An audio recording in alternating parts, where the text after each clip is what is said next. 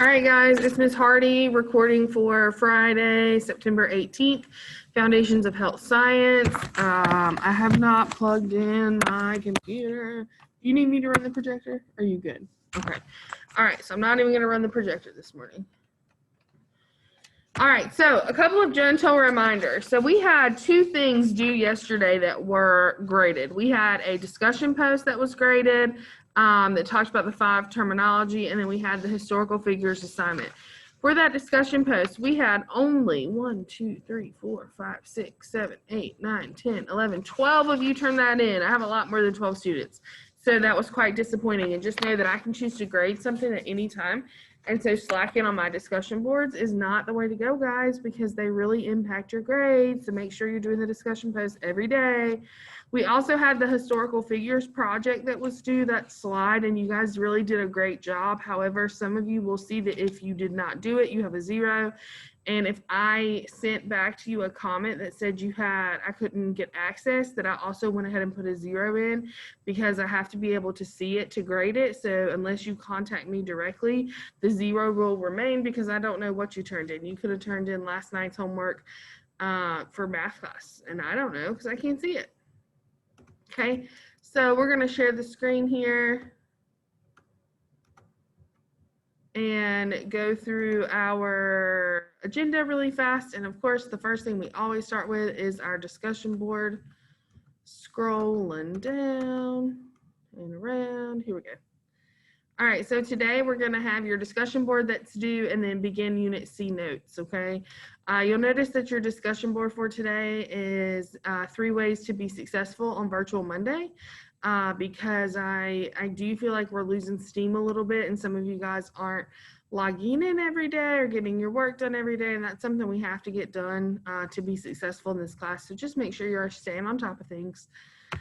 We have our module here, and of course we have our Zoom. Then we have our 3 modules that we're going to close down. It's medical terminology that we started with, history of healthcare, and then your first project. So we're starting healthcare systems now, guys. So your assignment that is due tonight, I opened yesterday. So you've seen it, you've had it, and it is to fill out this key vocabulary. Okay, fill this out and make sure that you turn that in tonight.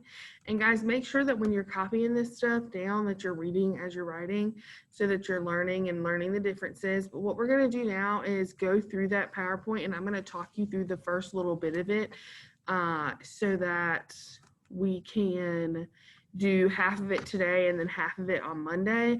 Again, Mondays are virtual Mondays, so everyone is at home on virtual Mondays. And the goal of Monday is to not start new information, but to review information that we have already had. So I'm going to let some people in the Zoom that have popped in. Good morning, guys. There we go. All right, so remember the goal of Virtual Mondays is to review information. So what I'm going to do is do half of these this morning, and then I'll do the other half on Monday because you've already had this information, these notes. It's due tomorrow. So I just want to make sure that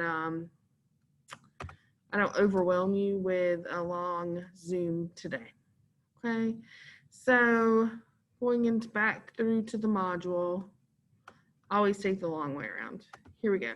Healthcare systems. So this is Unit C, okay? Healthcare systems talks about the different ways we deliver healthcare. So we know that if I'm sick, I can go to the doctor, I can go to the emergency room, I can go see the school nurse, I can call the pharmacist. So all of those are ways that healthcare is delivered. So healthcare systems, Unit C, health team relations is where we are. This was the old name of the class. If you see health team relations, just know you're in the right class. That was just the old name. Okay, so to introduce this, I've already told you there are multiple ways to deliver healthcare. And delivering healthcare is anywhere someone can go who is sick for any reason, whether it be cancer, a burn, a scrape, a cough, a cold, etc. And of course, healthcare is one of the largest and fastest growing industries in the United States. I like to explain this as no matter what the economy looks like, no matter how much money you make, how much or how little money you make, no matter how old you are, no matter what you do or where you live, you're always going to be surrounded by people who need to see a doctor at some point in their life, whether it be a dentist, a psychologist, a cardiologist, yearly checkups, whatever it may be, you're always going to have sick people. So if we're always going to have sick people, then we're always going to need people to take care of them. Okay. So the healthcare industry employs over 10 million workers and over 200 careers. This has actually increased since this was made. Okay, so $2 billion per day business.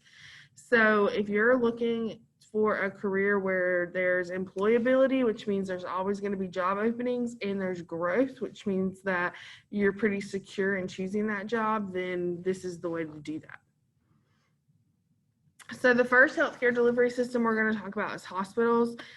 We know that hospitals are different sizes. We know that Vidant is a big umbrella hospital that has multiple little hospitals all over Eastern North Carolina.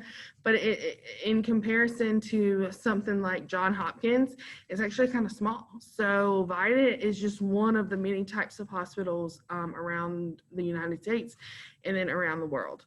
Hospitals vary in size and shape and the type of service that they provide. So we're going to talk about some hospitals. Like Vidant kind of serves every sickness. So if you have a cold, if you get in a car accident and things like that, you can always go to Vidant because they can kind of serve everyone. And those are what we call general hospitals. So they serve general sickness. Then we have specialty hospitals. And just like it sounds, specialty means a certain type of patient. So it's for certain conditions or age groups. So for example, if you were going to a burn hospital, they serve patients who have been through burns. If you're going to oncology, that's cancer. Pediatric is children. So Vidant has a pediatric children's hospital. Psychiatric rehabilitation, and this, guys, can be either rehabilitation from addiction and drug use or rehabilitation from, like if you were in a car accident and you lost the use of your legs, then this could be rehabilitation to get you stronger and get you back to your lifestyle. And then orthopedic, which is like your people who need hip replacements, knee surgeries, etc. Government hospitals is just what it sounds like. Government means that it's operated by the government, whether that be federal, state, or local, and worldwide facilities for government service personnel and their dependents. What that means is if you serve in the United States military, there are special facilities that you and your family members can go that only serve patients with connections into the government, whether that be military personnel or government personnel. Okay, Veterans Administration hospitals, we know veterans are people who have served in the military, and then state psychiatric hospitals. So we have one locally, that's Cherry Hospital, and they serve, it's run by the state, so it's paid for with state money, and those are for people with significant or serious psychiatric issues. Okay, and then state rehab centers as well. University or college, this is another really fun one. This is what Vidant is, and with the Brody School of Medicine, it's a teaching hospital. So it can be funded by the government, it can be private funding, so you have donations and things like that. But what they do is not only do they treat people just like a regular hospital, but it's a teaching hospital. So they provide services and research just like a regular hospital, but they're teaching doctors, they're teaching nurses, they're teaching people how to provide care. Okay, long-term care is just what it sounds like. It's for a really long time. So these are people who have an illness that's probably going to last them a lifetime, or for people like the elderly who may not be able to be cared for at home, and they're going to need care for the rest of their life. Okay, so long-term care is just that. It's for a long time.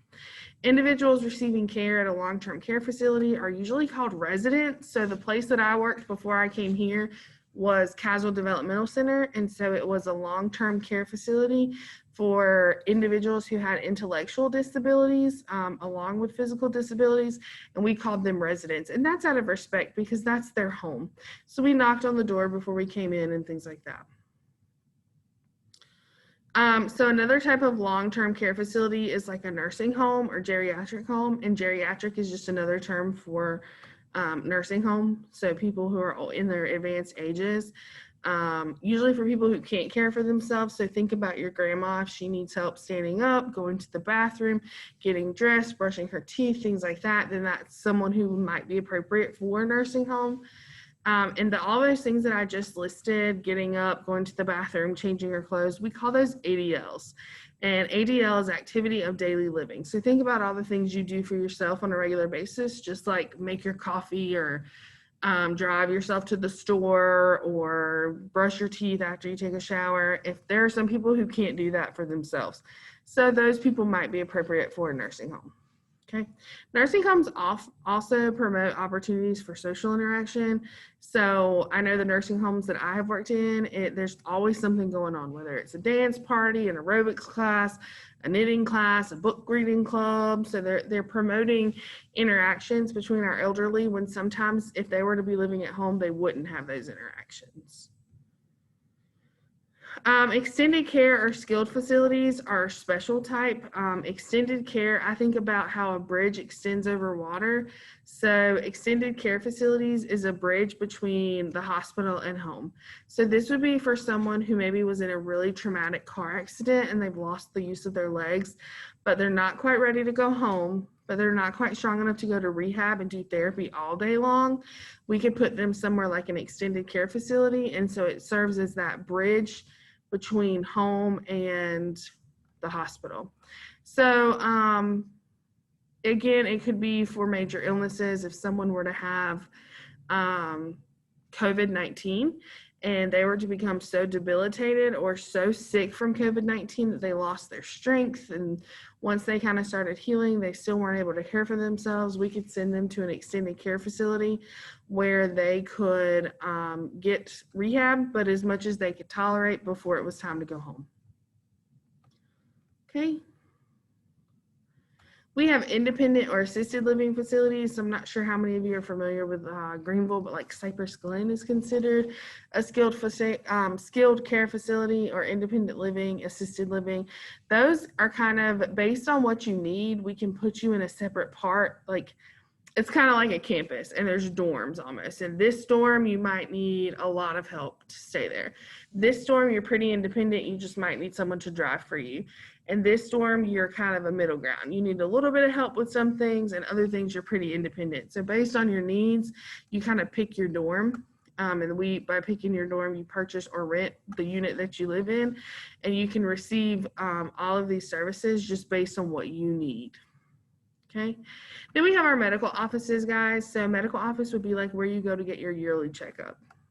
You can have a diagnosis done, treatment, examination, basic lab tests. You can, they prick your finger. Here's your blood sugar level. Here's your A1C, whatever. Minor surgeries such as like sewing up your hand if you were to cut it.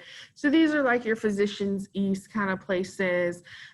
Carolina Health and Wellness in town. And then sometimes there are specialty ones.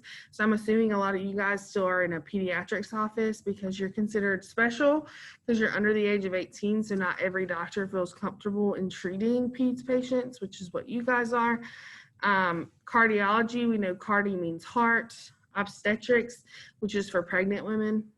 Okay. Dental offices, what do you get done at the dentist, Stella? Your teeth, okay?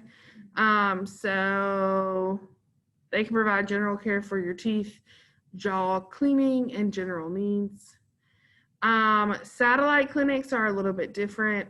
They're found in many types of healthcare, and what it is it can refer to a group of medical or dental doctors who share a facility and other personnel. So I'm going to give you a real life example. My primary doctor's office is Carolina Health and Wellness. Within that one doctor's office, they have a gynecologist, a cardiologist, a regular doctor, and all the nurses kind of work for all of those doctors. So they're kind of saving money because they're all in one place. Even though they all work independently, they're all housed in one location, and that's what we call a satellite clinic. It can also be if your doctor, I know there's one in Bethel, like if your doctor is Physicians East, but there's also Physicians East Clinic in Bethel, or Physicians East Clinic in Winterville. Those are satellite clinics as well. Lots of other clinics. So we have surgery clinics where you go and you get a small surgery done. We have one here. It's called the Surgery Center. You go, you have a surgery done. They watch you for a couple of hours and then they send you home. Emergency care clinics. So that would be like your Fast Med, your Physicians East Urgent Care. and then rehab clinics where you can go and have like PT and OT done, things like that. But with these clinics, guys, you don't stay there. We call these outpatient. So you go, you get your stuff done, and then you're out, okay? Inpatient is like the hospital where you go and you stay in. So that's how I want you guys to remember that, okay? Inpatient would be like your hospitals, your long-term care facilities where you go and you stay in. But any of this like clinic style stuff is outpatient. You go, you get your work done, and then you're out. Okay. The health department is also considered a clinic where you can get, pediatric care.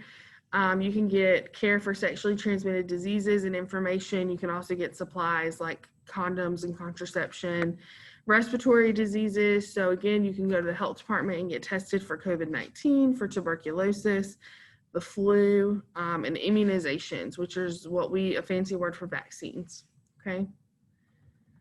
Optical, we know that optical sounds like optic, which is eye, and they can be individually owned and operated, or they can be a part of like a big corporation, kind of like Vidit is. And those are your eye doctors and eye specialists who treat all disorders of the eye. They provide vision exams to kind of see what your vision is. Is it 20/20? Is it 20/10? Is it 20/40? Whatever it may be. They can check for the presence of eye diseases. They can also see if you need glasses, if you've had an injury to the eye, whatever. Okay. Emergency care services we've talked about. So they provide care in the event of an emergency, such as accidents or illnesses. So if you were in a car accident, they might take you to an emergency care service provider. And they also, you do need to know the difference here between ambulance and rescue squad. So even though they both are medical transport vehicles that make siren noises, ambulance services typically are private and or funded by the government, where rescue squads typically go with the fire department. So a rescue squad is what's going to show up first at the scene of an accident because they're a part of the fire department. But the ambulance may come from the hospital to pick you up and take you there, okay? Moving on down to laboratory. This is the last one we're going to do today. This is about halfway through, okay? Laboratory can be a part of other facilities, and what a lab does is they do testing, okay? Whether it's testing on your hair, your urine, whatever it may be. We can test your hair for drug use if you're applying for a new job. We can test your urine for pregnancy or kidney infection. We can test your blood for different diseases and to test to see if you're sick, etc. And there's also dental labs where we prepare dentures and other devices. So like your retainers and things like that, we could send off to a dental lab to get work done. Okay, so I've kind of gone over the first half of your stuff that we needed to today. Okay, so the first half. So by the end of today, guys, if you're trying to pace yourself, you need to have all those key terms done. I'm not going to finish going over the key terms until Monday, because we're going to consider that the other part of our review. If you have questions, comments, or concerns, I will be available to you all day today, 8:30 to 4. Just text me or call me. And I know that was a good amount of information, but again, we're just trying to budget ourselves accordingly so we can get this unit in before the end of this 6 weeks. And make sure, guys, you're checking your Power School so that your grade is as up to date as possible. Okay, any questions, comments, or concerns? Okay, keep an eye out. You never know when a quiz might come up.